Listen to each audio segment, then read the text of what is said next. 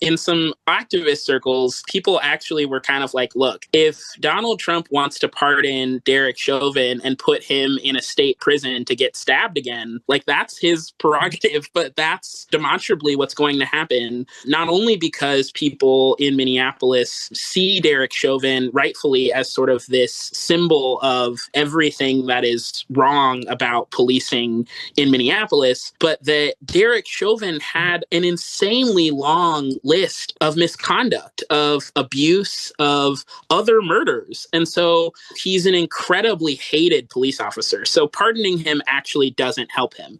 However, symbolically, pardoning Derek Chauvin would be absolutely devastating to anybody who cares about policing and justice, but in particular to Black people.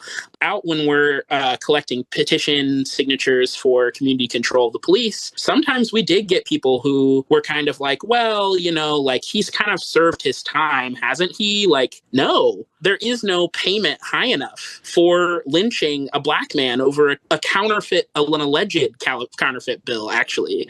Also, the pardon for a lot of Black folks stands in really stark contrast to the execution of Marcellus Williams, who was wrongfully incarcerated, I believe, for I think it was like 30 years or something, and had all of this evidence that proved he didn't do it. Not only did no one in the federal government step in to stop this execution, but the governor of Missouri was just kind of like, well, I don't want to pardon this man. It's easier for me to murder this Black man for a crime I know he didn't commit than to just admit that we made a mistake. I think that the contrast of that for a lot of Black people is impossible to stomach. And I think that we also think that it should be impossible for everyone else to stomach. Because if we can be treated this way, so can you.